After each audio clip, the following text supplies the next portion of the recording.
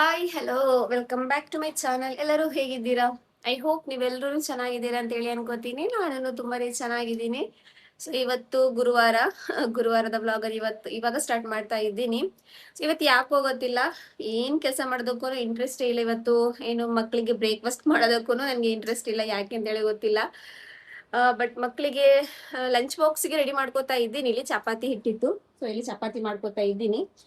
ಹಾಗೇನೆ ಏನು ತಿನ್ನೋದಕ್ಕೆ ಹಸ್ಬೆಂಡ್ ಹತ್ರ ಹೇಳಿದೀನಿ, ಏನಾದ್ರು ಬನ್ಸ್ ಇದೆಯಲ್ವಾ ಅದನ್ನೇನಾದ್ರು ತಗೊಬನ್ನಿ ಅಂತೇಳಿ. ಯಾಕೋ ಗೊತ್ತಿಲ್ಲ, ಒಂಥರ ಏನು ಬೆಳಿಗ್ಗೆ ಎದ್ದೇಳೋ ಟೈಮಿಗೆ ಎದ್ದಿದ್ದೀನಿ, ಬಟ್ ಯಾಕೋ ಗೊತ್ತಿಲ್ಲ ಇವತ್ತು ಕಿಚನ್ಗೆ ಬರೋದಕ್ಕೇನೆ ಇಷ್ಟ ಇಲ್ಲ. ಬೆಳಿಗ್ಗೆ ಎದ್ದಾಗಿಂದ ಬರೀ ಮೊಬೈಲ್ ಅಲ್ಲಿ ರೀಲ್ಸ್ ನೋಡ್ತಾ ಇದ್ದೀನಿ. ಸೊ ಹಾಗೇನೆ ಸ್ವಲ್ಪ ಮಳೆನೂ ಬರ್ತಾ ಇದೆ ಇವಾಗ. ಇವಾಗ ಸ್ವಲ್ಪ ಸ್ಟಾರ್ಟ್ ಆಗಿರೋದು, ಜಾಸ್ತಿ ಏನಿಲ್ಲ, ಒಂದ್ ಸ್ವಲ್ಪ ಲೈಟ್ ಆಗಿನೇ ಬರ್ತಾ ಇದೆ. ಸೊ ಇವಾಗ ಚಪಾತಿ ಮಾಡ್ಕೋತಾ ಇದ್ದೀನಿ ಮಕ್ಳು ಇನ್ನೂ ಎದ್ದಿಲ್ಲ. ಚಪಾತಿ ರೆಡಿ ಆಗ್ತಾ ಇದೆ. ಸೊ ಇವತ್ತು ಏನೆಲ್ಲ ಆಗುತ್ತೆ, ಏನೆಲ್ಲ ಮಾಡ್ತೀನಿ ಅಂತ ಹೇಳಿ ಶೇರ್ ಮಾಡ್ತೀನಿ. 2-3 ದಿವಸ ಆಯ್ತು ಬ್ಲಾಗ್ ಹಾಕಿಲ್ಲ ನಾನು. ಸುಮ್ನೆ ಯಾಕೋ ಒಂಥರ ಮೂಡ್ ಆಫ್ ತರ, ವಿಡಿಯೋ ಮಾಡೋದಕ್ಕೆ ಒಂಥರ ಇಂಟ್ರೆಸ್ಟ್ ಇಲ್ದಿರೋ ತರ ಆಗಿದೆ. ಬಟ್ ಇವಾಗಂತೂ ವಿಡಿಯೋ ಮಾಡೋದನ್ನ ಬಿಟ್ರೆ ಆಗಲ್ಲ, ಯಾಕಂದ್ರೆ ಯೂಟ್ಯೂಬ್ ಇದು ರೂಲ್ಸ್ ಎಲ್ಲ ಚೇಂಜ್ ಆಗಿದೆ. ಇವಾಗ ಅಂದ್ರೆ ಡಿಸೆಂಬರ್ 31 ಅಂದ್ರೆ ನೆಕ್ಸ್ಟ್ January 1 ಸ್ಟಾರ್ಟ್ ಆಗುತ್ತೆ ಒಂದು ಹೊಸ ರೂಲ್ಸ್. ಯಾಕಂದ್ರೆ ತುಂಬಾ ತುಂಬಾ ಜನರದ ಆಸೆ ಇರುತ್ತೆ ಯೂಟ್ಯೂಬ್ ಎಲ್ಲ ಮಾಡೋದು.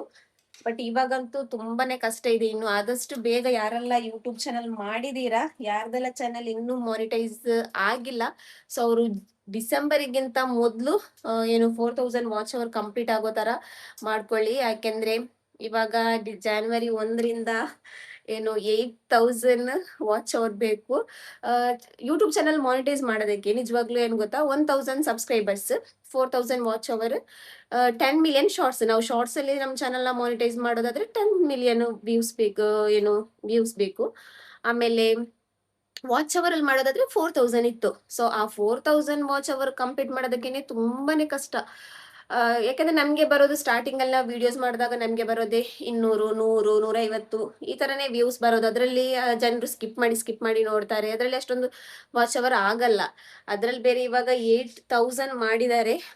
ಸೊ ಯಾರೆಲ್ಲ ಯೂಟ್ಯೂಬ್ ಚಾನಲ್ ಮಾಡಿದೀರಾ, ಇನ್ನೂ ಚಾನಲ್ ಮಾನಿಟೈಸ್ ಆಗಿಲ್ವೋ, ಪ್ಲೀಸ್ ಪ್ಲೀಸ್ ಪ್ಲೀಸ್ ಆದಷ್ಟು ಬೇಗ ಸ್ವಲ್ಪ ಲಾಂಗ್ ಅಂದ್ರೆ ಬ್ಲಾಗ್ ಮಾಡೋರು ಸ್ವಲ್ಪ ಲಾಂಗ್ ಲೆಂತ್ ಇರುವಂತಹ ವಿಡಿಯೋಸ್ ಅನ್ನ ಮಾಡಿ. ಜನ ಒಂದು 100-150 ಜನ ನೋಡಿದ್ರು ಲಾಂಗ್ ಇರುತ್ತಲ್ವಾ, ಸೊ ಹಾಗಾಗಿ ಸ್ವಲ್ಪ ಮ್ಯಾನೇಜ್ ಆಗುತ್ತೆ ವಾಚ್ ಅವರ್. ಹಾಗಾಗಿ ಪ್ಲೀಸ್ ಏನೋ ಈ ವರ್ಷ ಮುಗಿಯೋದ್ರ ಒಳಗಡೆ ವಾಚ್ ಅವರ್ ಕಂಪ್ಲೀಟ್ ಆಗೋದಕ್ಕೆ ನೋಡಿ. ಇಲ್ಲಾಂದ್ರೆ 8000 ಅದರದ್ದು ಡಬಲ್ ಮಾಡ್ಬಿಟ್ಟಿದ್ದಾರೆ. ಸಬ್ಸ್ಕ್ರೈಬರ್ಸ್ ಅದೇ ಸೇಮ್, 1000 ಸಬ್ಸ್ಕ್ರೈಬರ್ಸ್. ನಾವು ವಾಚ್ ಅವರಲ್ಲಿ ನಮ್ಮ ಯೂಟ್ಯೂಬ್ ಚಾನಲ್ ನ ಮಾನಿಟೈಸ್ ಮಾಡ್ಬೇಕಂದ್ರೆ 8000 ಮಾಡ್ಬೇಕು. ಆಮೇಲೆ ಶಾರ್ಟ್ಸ್ ಅಲ್ಲಿ ಮಾಡ್ಬೇಕಾದ್ರೆ 20 ಮಿಲಿಯನ್. ಫಸ್ಟಿಗೆ 10 ಮಿಲಿಯನ್ ವ್ಯೂಸ್ ಬಂದ್ರೆ 3 ತಿಂಗಳೊಳಗಡೆ ಅಂದ್ರೆ 90 ಡೇಸ್ ಅಲ್ಲಿ 10 ಮಿಲಿಯನ್ ವ್ಯೂಸ್ ಬಂದ್ರೆ ನಾವು ಶಾರ್ಟ್ಸ್ ಅಲ್ಲಿ ನಮ್ಮ ವಿಡಿಯೋನ ನಮ್ಮ ಚಾನಲ್ ನ ಮಾನಿಟೈಸ್ ಮಾಡ್ಕೋಬಹುದು. ಬಟ್ ಇವಾಗ 20 ಮಿಲಿಯನ್ ಮಾಡಿದ್ದಾರೆ, ಡಬಲ್ ಮಾಡ್ಬಿಟ್ಟಿದ್ದಾರೆ. ಸಬ್ಸ್ಕ್ರೈಬರ್ಸ್ ಮಾತ್ರ ಅಷ್ಟಿಟ್ಟು ಇರೋದು. ಸೊ ನನ್ಗೆ ಅದು ನೋಡಿ ಒಂಥರ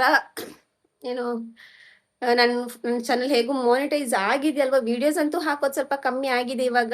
ಬಟ್ ಈ ತರ ಬಿಟ್ರೆ ಆಗಲ್ಲ. ಇನ್ನಂತೂ ಯೂಟ್ಯೂಬ್ ಚಾನಲ್ ಮಾಡೋದೆಲ್ಲ ತುಂಬಾನೇ ಕಷ್ಟ ಇದೆ. ಇವಾಗ ಮಾನಿಟೈಸ್ ಆಗಿರೋರ್ದು ಪುಣ್ಯ ಅಂತ ಹೇಳಿ ಹೇಳ್ಬೇಕಷ್ಟೇ.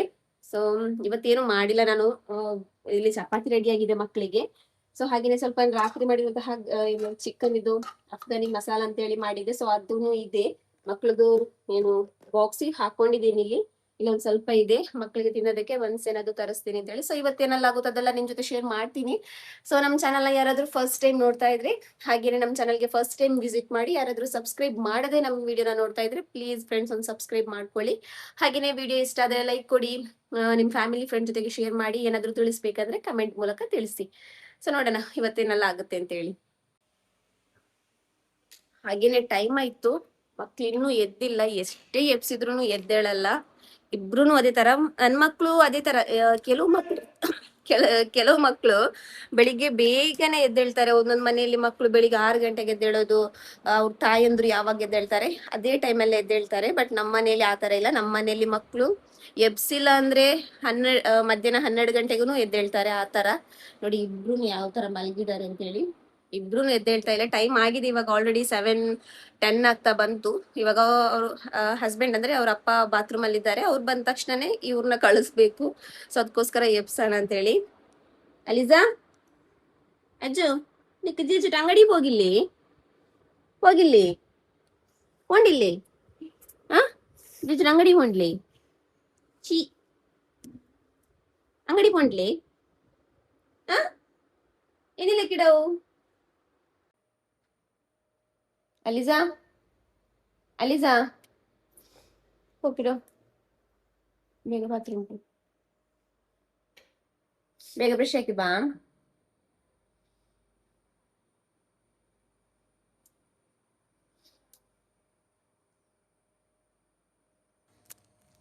ಹಾಗೆಯೇ ಇಲ್ಲಿ ಹಸ್ಬೆಂಡ್ ಡ್ಯೂಟಿ ಹೋಗೋದಕ್ಕಿಂತ ಮೊದಲು ಬನ್ಸ್ ತಗೊಬಂದು ಕೊಟ್ಟು ಹೋಗಿದ್ದಾರೆ. ಅದೇ ಹೇಳಿದ್ನಲ್ಲಿ ಇವತ್ತು ಬ್ರೇಕ್ಫಾಸ್ಟ್ ಮಾಡೋದಕ್ಕಲ್ಲ ಅಷ್ಟೊಂದು ಮೂಡ್ ಇತ್ತಿಲ್ಲ, ಸಿಂಪಲಾಗಿ ಏನಾದರೂ ತರ್ಸೋಣ ಅಂತೇಳಿ ಬನ್ಸ್ ತಗೊಬಂದು ಕೊಟ್ಟು ಹೋಗಿದ್ದಾರೆ. ಇವಾಗ ಬಿಸಿ ಬಿಸಿಯಾಗಿಯೇ ಇದೆ ಬನ್ಸ್. ಸೊ ಫ್ರೆಂಡ್ಸ್, ಹಾಗೇನೆ ಇವಾಗ ಮಕ್ಕಳೆಲ್ಲ ಸ್ಕೂಲಿಗೆ ಹೋಗಿದ್ದಾರೆ. ಮಕ್ಕಳನ್ನೆಲ್ಲ ಸ್ಕೂಲಿಗೆಲ್ಲ ಕಳಿಸಿ ಮನೆ ಕೆಲಸ ಎಲ್ಲ ಕಂಪ್ಲೀಟ್ ಮಾಡಿದ್ದೀನಿ. ಹಾಗೇನೆ ನಾನು ಮನೇಲಿ ಸ್ವಲ್ಪ ಏನು ಮಲಾಯಿ ಜೋಡಿಸ್ತಾ ಇದ್ನಲ್ಲ, ಸೊ ಒಂದು ಬಾಕ್ಸ್ ಅಷ್ಟು ಆಗ್ಬಿಟ್ಟಿತ್ತು. ಒಂದು ಚಿಕ್ಕ ಬಾಕ್ಸ್ ಅನ್ನು ತೋರಿಸಿದ್ನಲ್ಲ, ಆ ಬಾಕ್ಸ್ ಅಲ್ಲಿ ಆಗಿತ್ತು.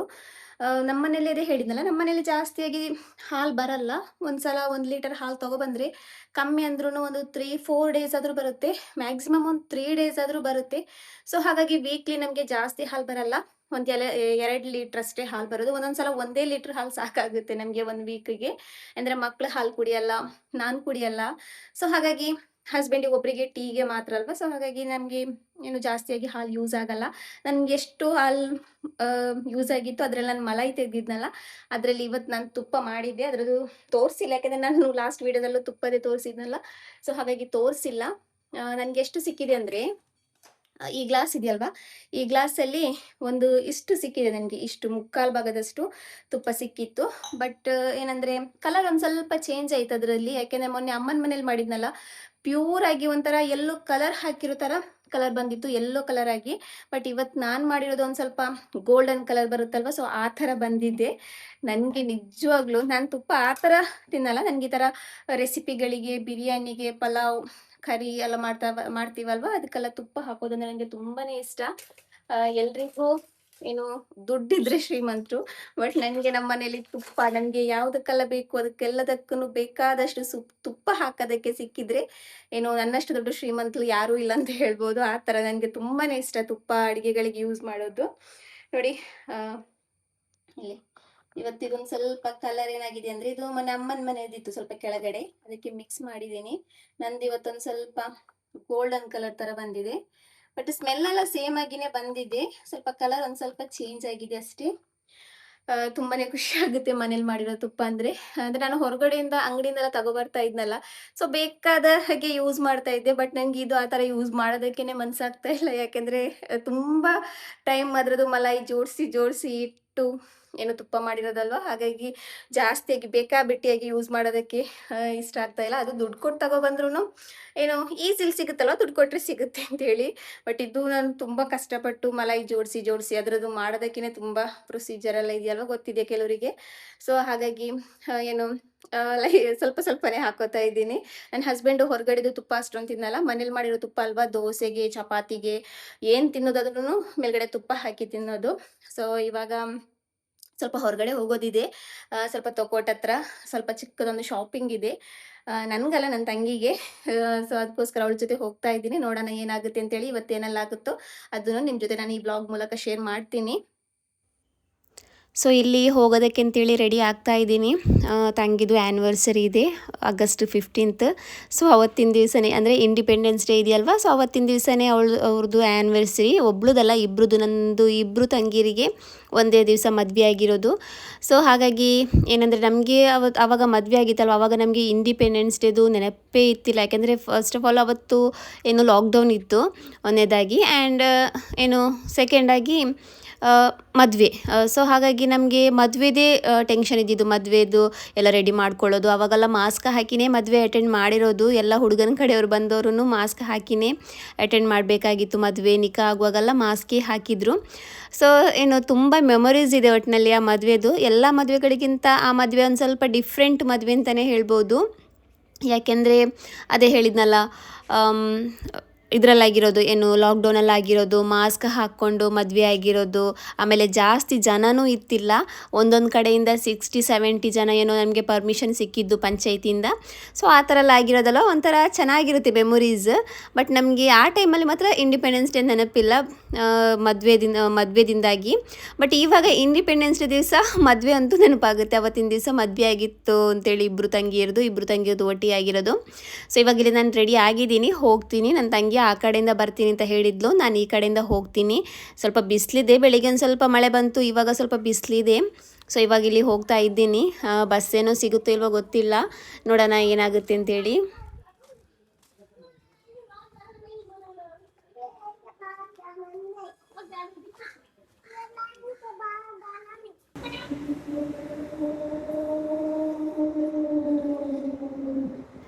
ಇಲ್ಲಿ ನನ್ನ ತಂಗಿ ಬರ್ತಾ ಇದ್ದಾಳೆ. ವಿಡಿಯೋ ಮಾಡಬೇಡ ಅಂತ ಹೇಳಿದ್ಲು, ಬಟ್ ನಾನಿಲ್ಲಿ ಮಾಡಿದ್ದೆ ವಿಡಿಯೋ. ಅಂದರೆ ಅವಳಂತಲ್ಲ, ಪ್ರೆಗ್ನೆಂಟಲ್ಲಿ ಎಲ್ಲ ಲೇಡೀಸನ್ನು ನಡೆಯೋ ಸ್ಟೈಲ್ ಇದೆಯಲ್ಲ ಒಂದು ಸ್ವಲ್ಪ ಚೇಂಜ್ ಆಗುತ್ತೆ. ಸ್ವಲ್ಪ ನಡೆಯೋ ಏನು ನಾವು ನಡಿತೀವಲ್ವ ಅದು ಸ್ವಲ್ಪ ಚೇಂಜ್ ಆಗುತ್ತೆ. ಸೊ ಅದಕ್ಕೋಸ್ಕರ ಹೇಳ್ತಾ ಇದ್ಲು ವಿಡಿಯೋ ಮಾಡಬೇಡ, ಒಂಥರ ಕಾಣಿಸುತ್ತೆ ನಡೆಯೋದು ಅಂತೇಳಿ. ಅದಕ್ಕೆ ನಾನಂದರೆ ನೀನೊಬ್ಬಳೇ ಅಲ್ಲ, ಎಲ್ಲ ಪ್ರೆಗ್ನೆಂಟ್ ವುಮೆನ್ ಇದೇ ಥರ ನಡೆಯೋದು, ಅದರಲ್ಲೇನು ನಾಚಿಕೆ ಪಡುವಂಥದ್ದೇನಿಲ್ಲ ಅಂತೇಳಿ. ಸೊ ಇವಾಗ ನಮಗೆ ಅಲ್ಲಿಂದ ಬರುವಾಗಲೇ ನಮ್ಮ ಅಪ್ಪಂದು ಆಟೋ ಸಿಕ್ತು. ಸೊ ಅದರಲ್ಲೇ ನಾವು ಇವಾಗ ತೊಕ್ಕೋಟಿಗೆ ಬಂದಿದ್ದೀವಿ. ಅಪ್ಪಂದು ಆಟೋದಲ್ಲೇ ಬಂದಿರೋದು. ಅಂದರೆ ಅವಳದು ಆ್ಯನಿವರ್ಸರಿ ಇದೆಯಲ್ವ, ಮಾಡಲ್ಲ ಅಂದಿದ್ಲು, ಯಾಕೆಂದರೆ ಶಾಪಿಂಗೆಲ್ಲ ಹೊರಗಡೆ ಹೋಗಬೇಕಲ್ವಂತೇಳಿ. ಬಟ್ ಆದ್ರೂ ಏನೋ ಗೊತ್ತಿಲ್ಲ, ಅವಳಿಗೆ ಡ್ರೆಸ್ಸೇ ಕರೆಕ್ಟಾಗಿ ಸಿಕ್ಕೇ ಇಲ್ಲ. ತುಂಬ ಹುಡುಕಿದ್ವಿ, ತುಂಬ ಶಾಪಿಗೆಲ್ಲ ಹೋದ್ವಿ. XXL ಸೈಜ್ ಆದ್ರೂ ಸ್ವಲ್ಪ ಏನು ಟೈಟ್ ಥರ ಆಗ್ತಾ ಇದೆ. ಆಮೇಲೆ ಅಂದರೆ ಇವಾಗ ತೆಗೆದು ಗ್ರ್ಯಾಂಡ್ ಬಟ್ಟೆಗಳೆಲ್ಲ ತೆಗೆದು ಇನ್ನು ಯಾವಾಗ ಹಾಕೋದಕ್ಕೆ, ಡೆಲಿವರಿ ಎಲ್ಲ ಆಗಿ ಮಗುವೆಲ್ಲ ಸ್ವಲ್ಪ ದೊಡ್ಡದಾಗೋ ತನಕ ಆ ಥರದ ಬಟ್ಟೆಗಳೆಲ್ಲ ಹಾಕೋದಕ್ಕಾಗಲ್ಲ. ಸೊ ಹಾಗಾಗಿ ಸಿಂಪಲಾಗಿ ಏನಾದರೂ ತಗೊಳ್ಳೋಣ ಅಂತೇಳಿ ಹೋಗಿ ಇಲ್ಲಿ ನೋಡ್ಕೋತಾ ಇದ್ದೀವಿ. ಇಲ್ಲಿ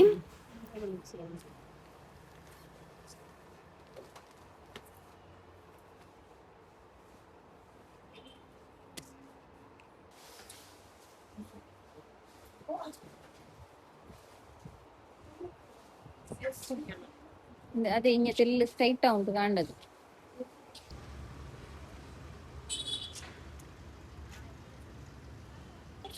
ಒಂದು ಶಾಪಿಗೆ ಹೋದ್ವಿ, ಅಲ್ಲಿ ನಮಗೆ ಇಷ್ಟ ಆಗೋದು ಸೈಜ್ ಸಿಕ್ಕಿಲ್ಲ, ಸೈಜ್ ಸಿಕ್ಕಂಥದ್ದು ಇಷ್ಟ ಆಗಿಲ್ಲ. ಸೊ ಅದಕ್ಕೋಸ್ಕರ ಅಲ್ಲಿಂದ ವಾಪಸ್ ಬಂದ್ವಿ. ಅಲ್ಲಿಂದ ಇವಾಗ ಸಾಗರ್ ಇದೆಯಲ್ವ, ಸೊ ಅಲ್ಲಿ ಹೋಗೋಣ ಅಂತೇಳಿ. ಅಲ್ಲಿ ಏನಾದರೂ ಒಂದು ಸಿಗುತ್ತೆ, ಎಲ್ಲೂ ಸಿಕ್ಕಿಲ್ಲ ಅಂದ್ರೂ ಸಾಗರಲ್ಲಿ ಸಿಗುತ್ತೆ. ಸೊ ಅದಕ್ಕೋಸ್ಕರ ಇವಾಗ ಸಾಗರಿಗೆ ಬಂದಿದ್ದೀವಿ. ಏನೂ ಸಿಕ್ಕಿಲ್ಲ ಅಂದರೆ ಅವಳಿಗೆ ಬೇಕಾಗಿರುವಂತಹ ಬಟ್ಟೆ ಲೂಸಾಗಿ ಸ್ವಲ್ಪ ಕಂಫರ್ಟೇಬಲ್ ಆಗಿ ಸಿಕ್ಕಿಲ್ಲ ಅಂದರೆ ಸಿಂಪಲಾಗಿ ಬೇರೆ ಏನಾದರೂ ತಗೊಳ್ಳೋಣ, ಈ ಥರ ಡೈಲಿ ವೇರಿದು ಅಥವಾ ನೈಟ್ ವೇರ್ ಎಲ್ಲ ಬರುತ್ತಲ್ವ, ಸೊ ಆ ಥರದ್ದು ಏನಾದರೂ ತಗೊಳ್ಳೋಣ ಅಂತೇಳಿ ಇವಾಗ ಬಂದಿದ್ದೀವಿ. ಇಲ್ಲಿ ನೋಡ್ಕೋತಾ ಇದ್ದೀವಿ.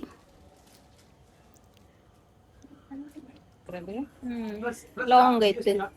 ಸೊ ತುಂಬ ಹುಡುಕಿದ್ವಿ, ಅವಳಿಗೆ ಏನು ಯಾವ ಬಟ್ಟೆನೂ ಒಂಥರ ಕಂಫರ್ಟೇಬಲ್ ಥರ ಆಗಿಲ್ಲ.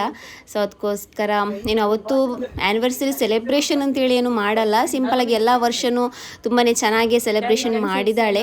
ಅದಕ್ಕೋಸ್ಕರ ಈ ವರ್ಷ ಒಂದು ಏನಾದರೂ ಒಂದು ತಗೊಳ್ಳೋಣ ಅಂತೇಳಿ ತಗೋತಾ ಇರೋದು. ಅವಳಿಗೂ ಗೊತ್ತಿದ್ದಿಲ್ಲ, ಪ್ರೆಗ್ನೆಂಟ್ ವುಮೆನ್ಗಳಿಗೆ ಯಾವ ಥರ ಒಂಥರ ಟಯರ್ಡ್ನೆಸ್ ಇರುತ್ತೆ, ಒಂಥರ ಬಟ್ಟೆ ಹಾಕೊಳ್ಳೋದಕ್ಕೆಲ್ಲ ಒಂಥರ ಅನ್ಸೋದು, ಈ ಥರ ಎಲ್ಲ ಆಗುತ್ತೆ.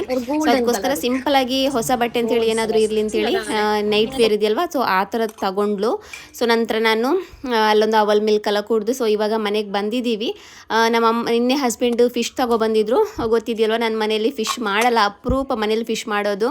ಸೊ ಅದಕ್ಕೋಸ್ಕರ ಅಮ್ಮನ ಮನೆಗೆ ಕಳಿಸಿದ್ದೆ. ನಮ್ಮಮ್ಮ ಏನು ಕಕ್ಕ ಹೇಳ್ತಾರಲ್ವ, ಗಸಿ ಹೇಳ್ತಾರಲ್ವ, ಸೊ ಅದನ್ನು ಮಾಡಿ ಕಳಿಸಿದ್ದಾರೆ. ನನ್ನ ಹಸ್ಬೆಂಡಿಗೆ ತುಂಬ ಇಷ್ಟ ಗಸಿ ಫಿಶ್ ಇದು. ಸೊ ಅದಕ್ಕೋಸ್ಕರ ಅದನ್ನು ಮಾಡಿ ಕಳಿಸಿದ್ದಾರೆ. ಹಾಗೇನೆ ಇಲ್ಲಿ ಹಸ್ಬೆಂಡು ಬರುವಾಗ ಕರ್ಬೇವಿನ ಸೊಪ್ಪು ಇದೆಯಲ್ವ, ಅದನ್ನು ತುಂಬಾ ತಗೊಬಂದಿದ್ರು. ನನಗೆ ಎಲ್ಲ ಅಡುಗೆಗಳಿಗೂ ಕರಿಬೇವಿನ ಸೊಪ್ಪು ಹಾಕೋದು ಇಷ್ಟ. ಸೊ ಅದಕ್ಕೋಸ್ಕರ ಇಲ್ಲಿ ತಗೊಬಂದಿದ್ರು. ಸೊ ಫ್ರೆಂಡ್ಸ್, ಈ ವಿಡಿಯೋನ ನಾನು ಇಲ್ಲಿಗೆ ಎಂಡ್ ಮಾಡ್ಕೋತಾ ಇದ್ದೀನಿ. ಐ ಹೋಪ್ ನಿಮಗೆ ನಮ್ಮ ವಿಡಿಯೋ ಇಷ್ಟ ಆಗಿರ್ಬೋದು ಅಂತೇಳಿ ಅನ್ಕೋತೀನಿ. ನಮ್ಮ ವಿಡಿಯೋ ನಿಮಗೆ ಇಷ್ಟ ಆದರೆ ಪ್ಲೀಸ್ ನಮ್ಮ ಚಾನಲ್ನ ಸಬ್ಸ್ಕ್ರೈಬ್ ಮಾಡ್ಕೊಳ್ಳಿ. ಹಾಗೆಯೇ ಯಾರಾದರೂ ನಮ್ಮ ಚಾನಲ್ಗೆ ಹೊಸದಾಗಿ ವಿಸಿಟ್ ಮಾಡಿ ಸಬ್ಸ್ಕ್ರೈಬ್ ಮಾಡದೆ ಯಾರಾದರೂ ನಮ್ಮ ವಿಡಿಯೋನ ನೋಡ್ತಾ ಇದ್ದರೆ ಪ್ಲೀಸ್ ಫ್ರೆಂಡ್ಸ್ ಒಂದು ಸಬ್ಸ್ಕ್ರೈಬ್ ಮಾಡ್ಕೊಳ್ಳಿ. ಸೊ ಇನ್ನು ಸಿಗೋಣ ನೆಕ್ಸ್ಟ್ ವಿಡಿಯೋದಲ್ಲಿ. ಅಲ್ಲಿ ತನಕ ಬಾಯ್.